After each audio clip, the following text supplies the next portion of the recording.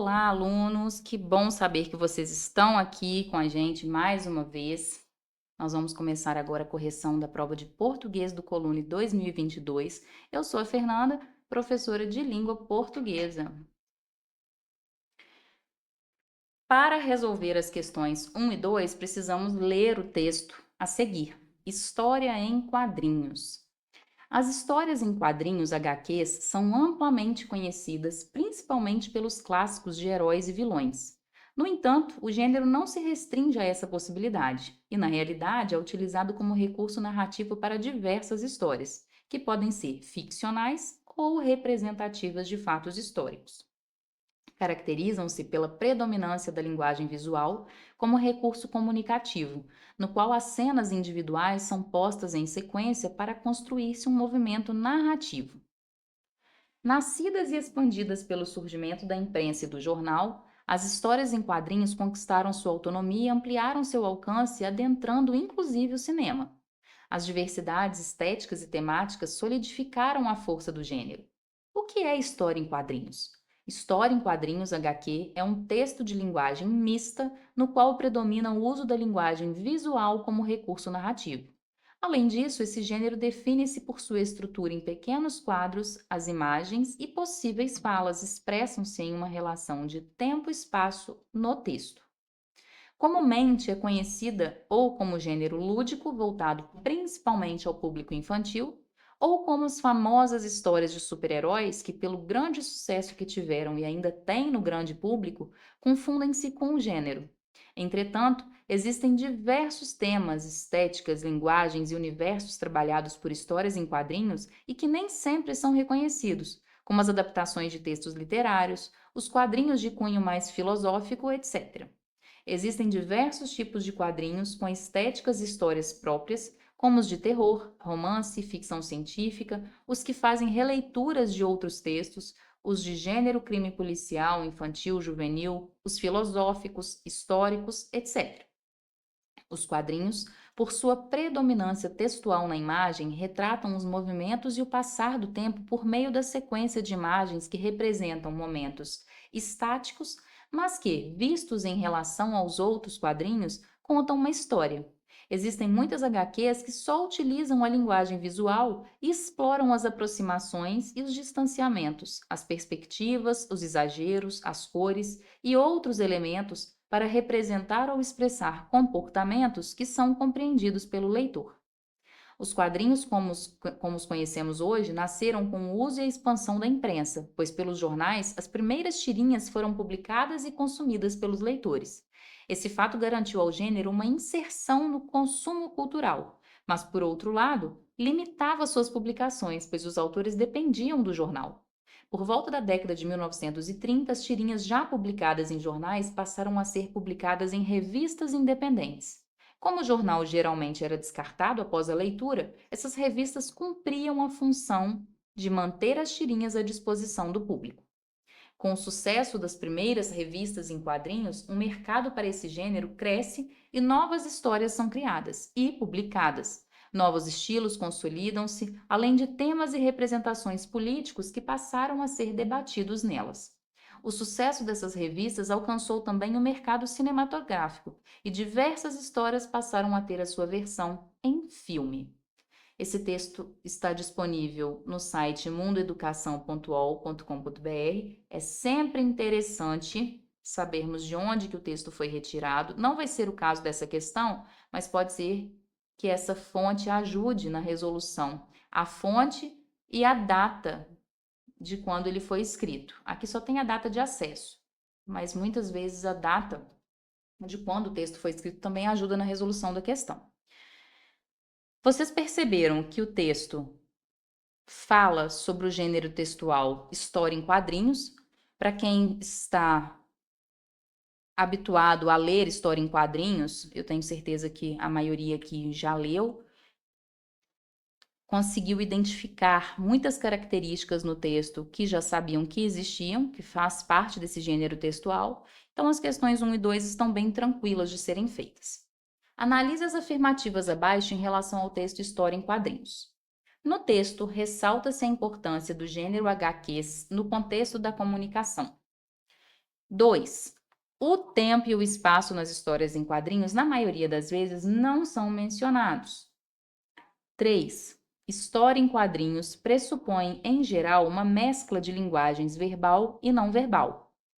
E 4. Os quadrinhos são sempre elaborados a partir de adaptações de textos clássicos ou literários.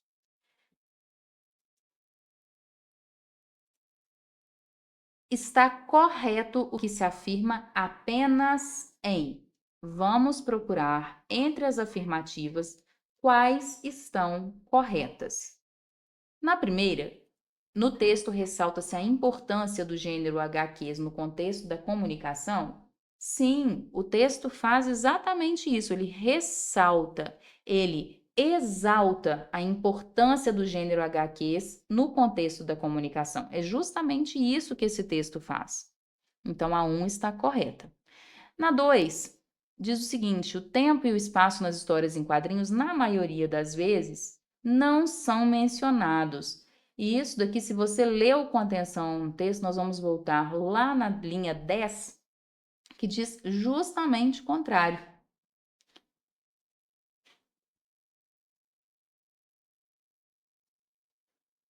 Veja bem. Começando na linha 9, História em quadrinhos é um texto de linguagem mista, no qual predomina o uso da linguagem visual como recurso narrativo. Além disso, esse gênero define-se por sua estrutura em pequenos quadros. As imagens e possíveis falas expressam-se numa relação de tempo e espaço no texto. Então, o que é essa relação de tempo e espaço? O tempo, por exemplo, é a noite e o dia, e o espaço é o lugar onde a narrativa acontece, e é justamente pela predominância da linguagem visual como recurso comunicativo, como a gente sabe que essa linguagem mista, né, que há uma linguagem visual como recurso narrativo, que eu sei que acontece uma relação de tempo e espaço. Quando eu bato o olho numa história em quadrinhos, eu sei se está de noite, se está de dia, justamente por causa do recurso visual. E também sei o espaço onde acontece por causa do recurso visual. Lembrando que o tempo e o espaço são elementos básicos da narrativa. Personagens, enredo, lugar, tempo, desfecho são elementos básicos que fazem parte da narrativa. E a história em quadrinhos, ela não deixa de ser uma narrativa. A número 2, portanto, está incorreta. O tempo e o espaço, eles são sim mencionados nas histórias em quadrinhos. Na 3, história em quadrinhos pressupõe, em geral, uma mescla de linguagens verbal e não verbal. Acabei de ler isso lá no texto, né? Sim, há uma mescla de linguagens verbal e não verbal. Nós vemos tanto as imagens como os textos escritos. Então, há linguagem verbal e não verbal nas histórias em quadrinhos, ela está verdadeira, essa afirmativa. E a 4, os quadrinhos são sempre elaborados a partir de adaptações de textos clássicos ou literários. Nesta daqui, eu gostaria que vocês dessem uma atenção muito especial a uma palavra que aparece nessa afirmativa, a palavra sempre. E vamos para mais uma dica. Fiquem de olho nessas afirmações categóricas. O que são afirmações categóricas? São afirmações que vão generalizar a resposta. Por exemplo, as palavras sempre, nunca, somente, apenas, exclusivamente, tudo aquilo que é genérico não está correto. Quando ele fala que os quadrinhos são sempre elaborados, ele está excluindo tudo aquilo que não foi elaborado a partir de textos clássicos ou literários. Então, eu estou dando essa dica, mas lá no texto fala sobre isso, que os quadrinhos também são elaborados a partir de adaptações de textos clássicos ou literários. Mas fica a dica para vocês, toda vez que aparecer alguma afirmação categórica, não marque essa alternativa, porque com certeza ela vai estar incorreta. Está correto o que se afirma apenas em 1 e 3. Letra B.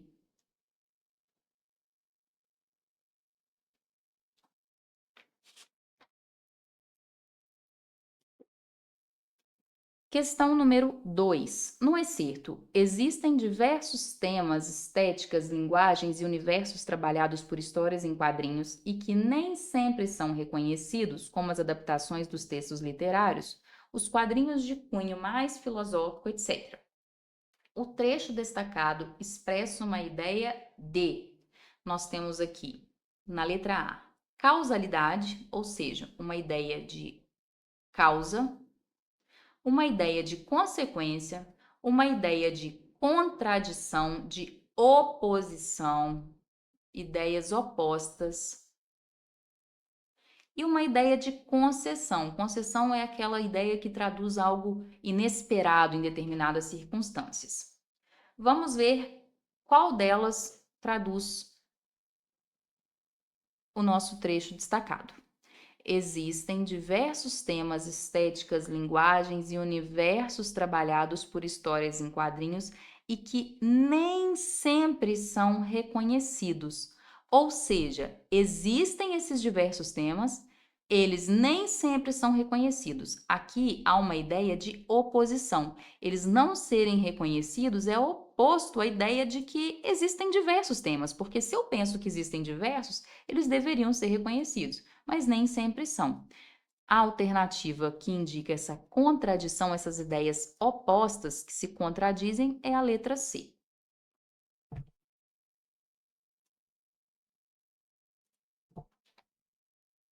Leia o texto a seguir para as questões 3 e 4. Eu odeio Machado de Assis. Odeio. Ah, aquilo é muito chato. Bem, recomendo então você trocar por algum autor que tenha humor, romance, sarcasmo, traição. Agora sim, qual autor tem tudo isso? Machado de Assis.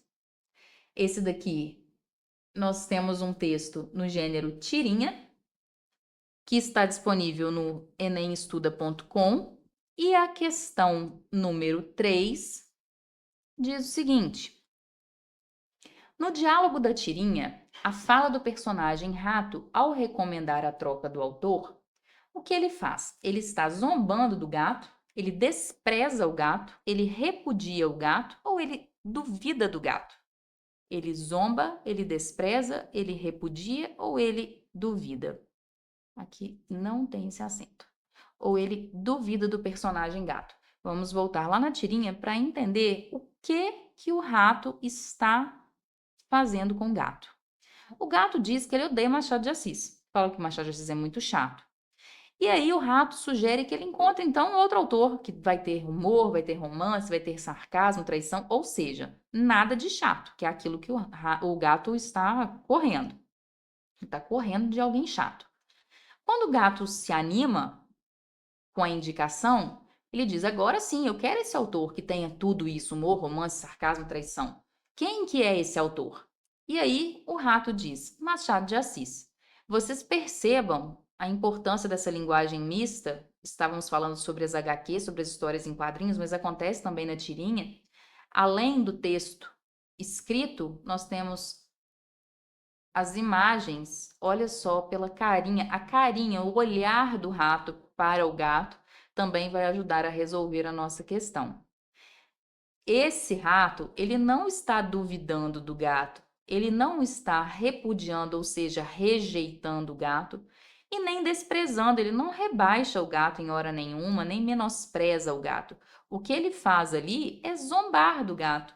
Ele debocha, ele faz uma chacota com o gato, porque afinal de contas, ele estava falando o tempo todo de Machado de Assis, o gato que não tinha se dado conta disso.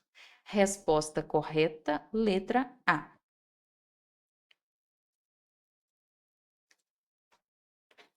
Número 4.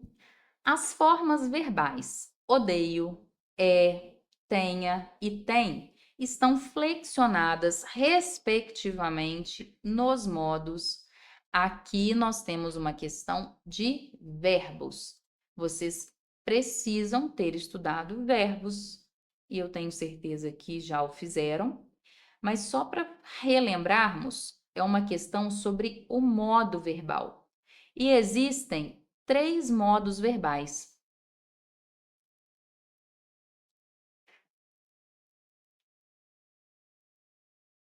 Para quem não se lembra, existem 3 modos verbais: o indicativo, o subjuntivo e o imperativo. O modo indicativo, ele vai falar sobre um fato que seja certo, que seja concreto. Já o subjuntivo é um fato duvidoso, ele é hipotético, ele é uma condição, ele é um acontecimento incerto. E o modo imperativo, ele vai indicar uma ordem, uma proibição ou então fazer um pedido. Então vamos ver. Nas formas verbais, odeio, é, tenha e tem, eles estão flexionados respectivamente em qual modo? Eu vou voltar lá no texto para que vocês consigam visualizar junto comigo esses modos verbais. Quando ele diz eu odeio, o primeiro é o odeio. Eu odeio Machado de Assis. Ele está falando algo certo, algo concreto. Ele realmente odeia. Então, eu tenho aqui o modo indicativo, porque é algo concreto ele odiar Machado de Assis. Depois aparece o verbo é, no segundo balãozinho. Aquilo é muito chato. Mais uma vez, para ele, é um fato certo, é um fato concreto ele achar que Machado de Assis é muito chato. Então, aqui eu também tenho o modo indicativo. Depois, no terceiro balãozinho, o rato diz: bem, recomendo então que você trocar por algum autor que tenha humor, romance, sarcasmo, traição. Agora, quando ele recomenda que ele troque por algum autor que tenha, já não é algo certo, já não é um fato concreto. Ele está dando uma condição para o gato, ele está mostrando um acontecimento que é incerto. Eu estou te dando uma recomendação. Se você vai fazer isso ou não é problema seu, é apenas uma recomendação. Por ser um fato hipotético, por ser uma condição incerta, nós vamos chamar esse verbo aqui e dizer que ele está no modo subjuntivo. E o último que aparece, lá no penúltimo balãozinho, agora sim, qual autor tem tudo isso? Qual autor desses aí que você falou, tenha um autor que tenha humor, romance, sarcasmo, qual autor tem tudo isso? Eu já sei que existe um autor que tem tudo isso. Então, é um fato certo, é um fato concreto que existe um autor que tem. Cadê o nome desse autor? Se é certo, se é concreto, mais uma vez aqui nós vamos finalizar com o indicativo. Temos então indicativo, indicativo, subjuntivo e indicativo. Procurando nas respostas, encontramos a letra B de bola.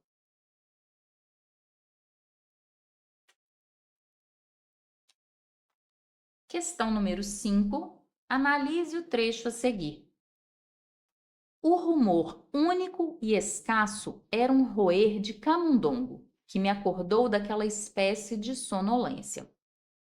A partir dessa questão número 5, nós vamos entrar num livro chamado Missa do Galo e Outros Contos. O Colune, a prova do Colune gosta muito de livros de crônicas e livros de contos, e o cobrado em 2022 foi o Missa do Galo e Outros Contos de Machado de Assis. Esse trecho foi retirado do conto Missa do Galo, e aqui não precisava ter lido, não precisava de interpretação do texto do conto. O que nós precisamos é entender o sentido das palavras rumor e escasso para que eu encontre entre as minhas alternativas aqui, aquela que não tenha palavras com o mesmo valor semântico de rumores e escasso. Eu já falei para vocês e volto a dizer, semântico é o mesmo que sentido. Então, vamos ver em qual delas aparecem palavras que não tenham o mesmo sentido de rumor e escasso.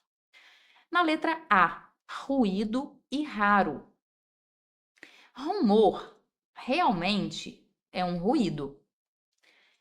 E escasso é algo que está raro. Para quem não sabe, o rumor único e escasso era o roer de um camundongo. Toda vez que vocês tiverem dúvida no significado de uma palavra, no sentido de uma palavra, continuem a ler o texto e tentem puxar do contexto o significado daquela palavra. Então, o roer de um camundongo, eu estou falando do barulho que esse camundongo faz. É justamente o rumor, o ruído, o murmúrio.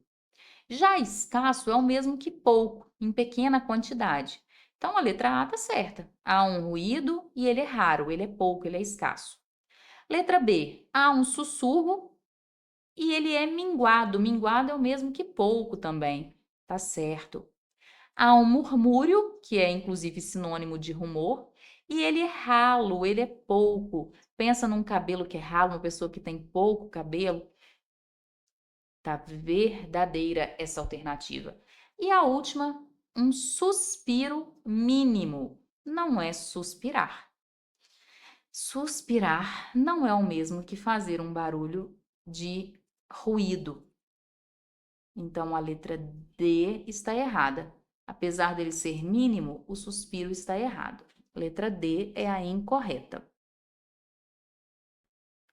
Vamos para a questão número 6.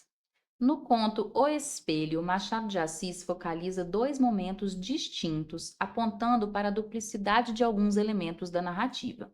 Em relação à caracterização desses elementos no conto, assinale a alternativa incorreta. Nesse momento, eu preciso falar que vocês têm que ter lido o livro. Não tem como. Vocês vão ver que a partir de agora vão aparecer questões que precisam ter sido lidas. E essa é uma delas.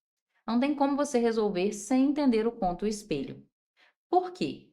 Apesar dele te dar uma ajuda aqui, quando ele fala que Machado de Assis focaliza dois momentos distintos, apontando para a duplicidade de alguns elementos da narrativa, ele fala sobre essa duplicidade em todas as alternativas. Vejam bem, na letra A ele fala de dois enredos, dois narradores, dois tempos e dois espaços. Eu preciso saber em qual deles não há dois, apenas um, ou em qual deles tem alguma coisa errada dentro da alternativa. E para eu saber isso, só lendo o texto, só lendo o conto. Vamos ver. Esse texto, O Espelho, o enredo dele conta a história sobre o protagonista, o Jacobina, que ele está lá na sua meia-idade participando de uma tertúlia filosófica. A tertúlia é uma reunião com parentes ou amigos. E ele está participando dessa tertúlia filosófica quando ele começa a ficar pensando na vida, olhando para o nada. E aí os amigos pedem para que ele fale o que ele está pensando. E aí ele começa a falar e olhar para o mistério da existência humana. E é justamente a teoria desse conto, o mistério da existência humana.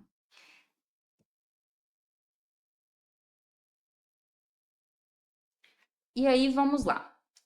Nós temos dois enredos.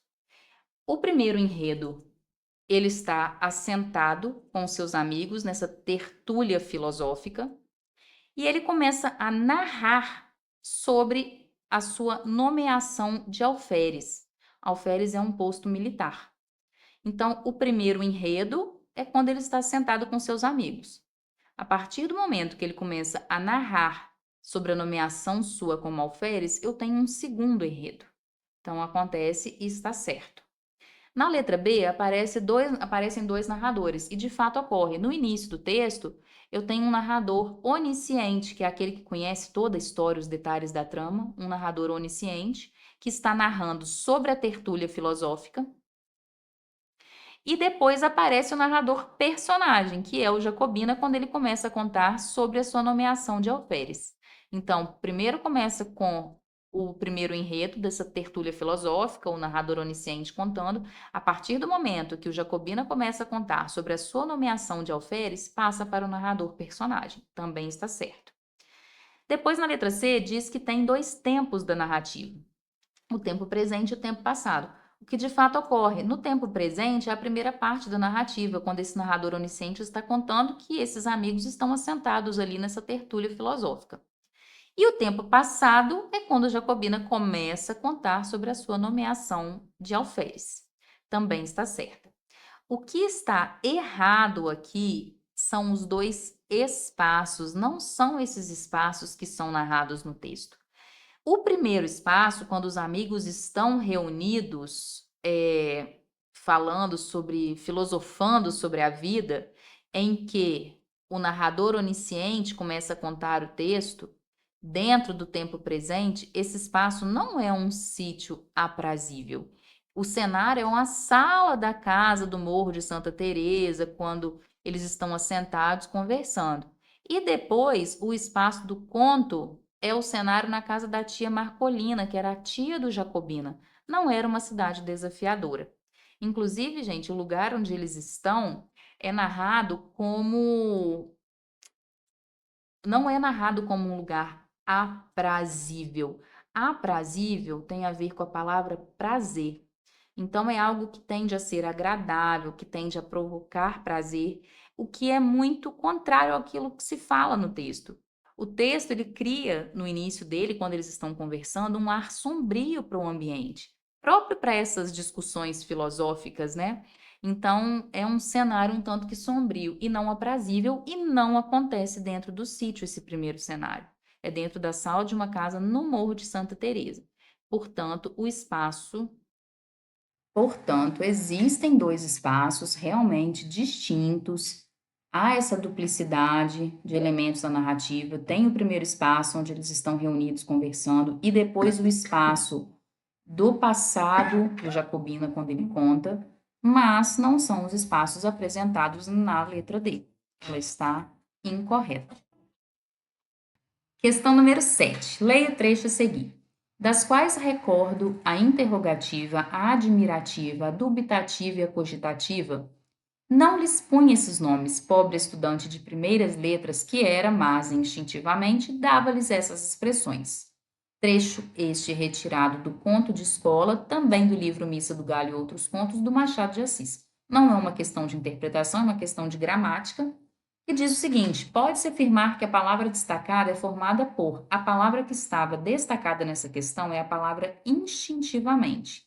E é uma questão de processo de formação de palavras. Como que se deu a formação da palavra instintivamente?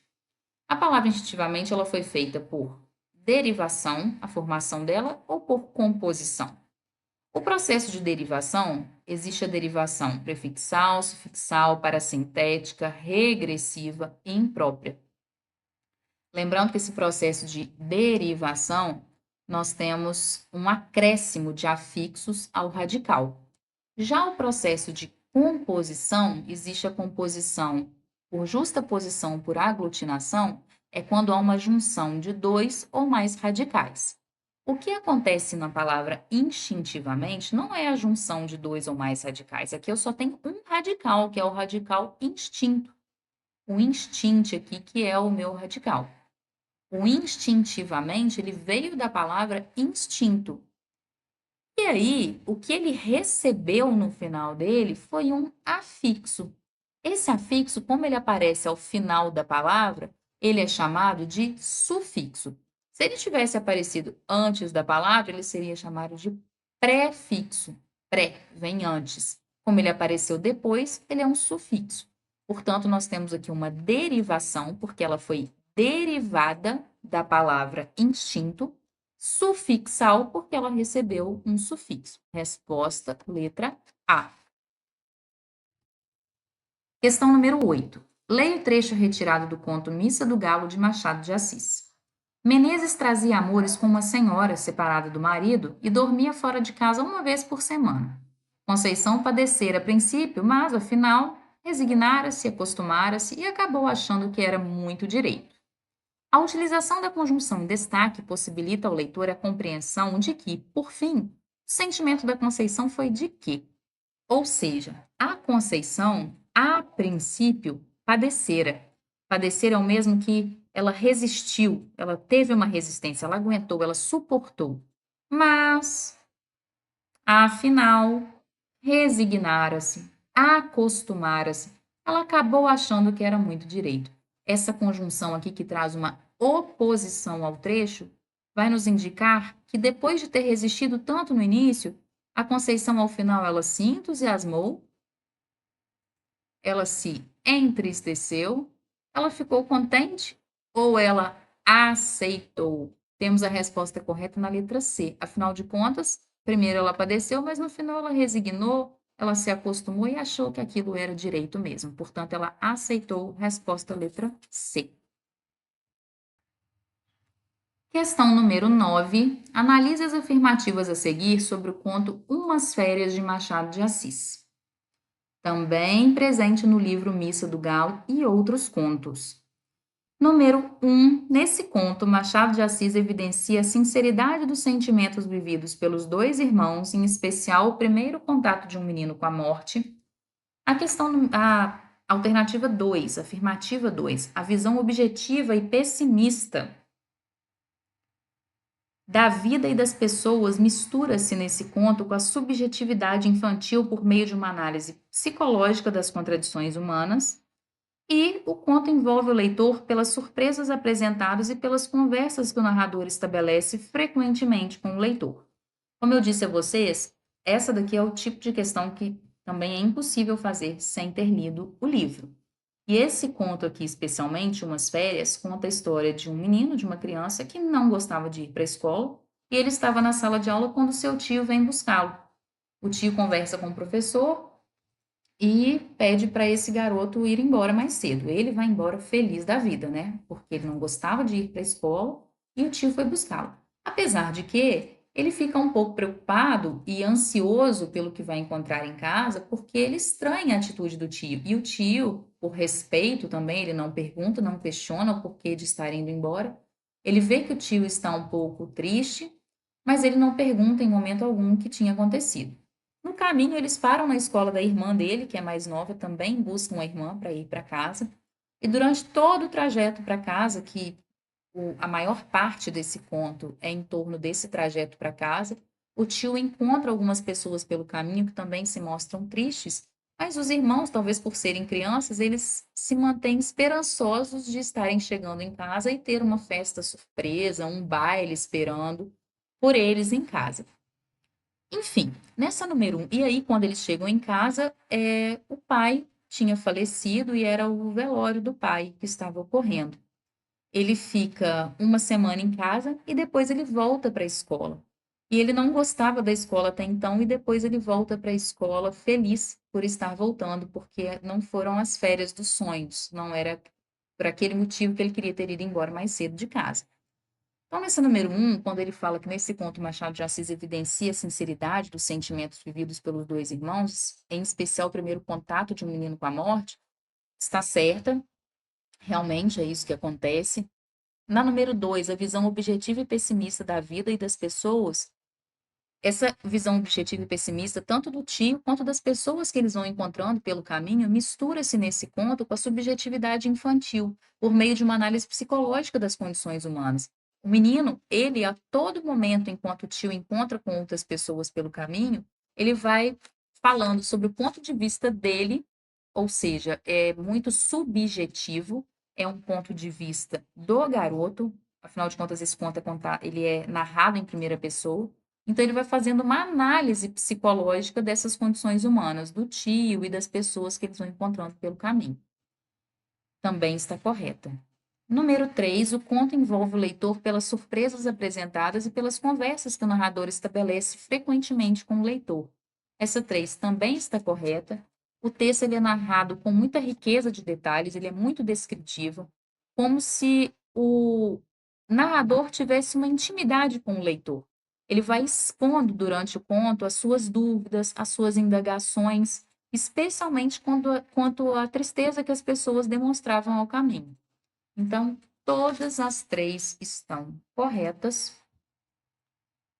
Resposta letra D, 1, 2 e 3. Analise as afirmativas a seguir sobre o conto de escola de Machado de Assis. Aqui nós vamos para um terceiro conto do livro Missa do Galo e outros contos. que é cobrado nessa prova do Coluna e que ele precisa ser lido para que essa questão seja feita de forma correta.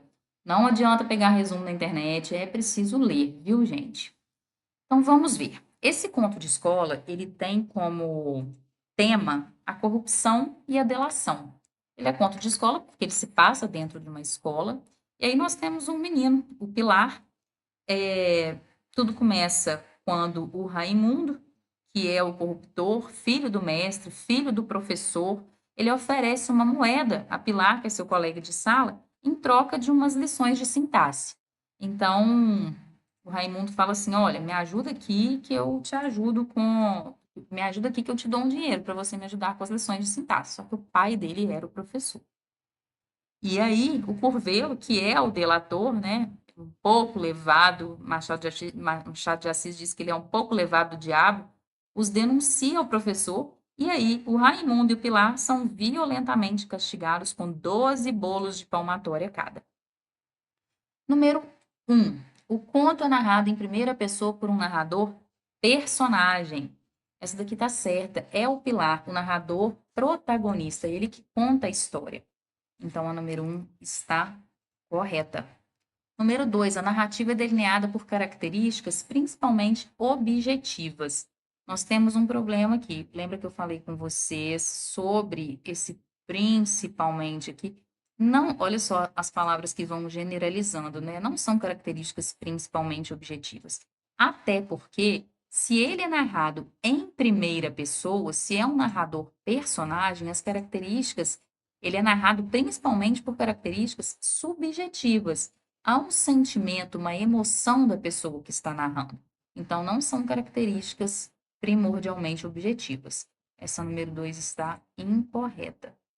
E a 3, a narrativa é ambientada sobretudo na sala de aula de uma escola. Com certeza, está certíssima. Resposta, letra C, 1 e 3. Terminamos a prova de 2022 e espero por vocês na correção da prova de 2023.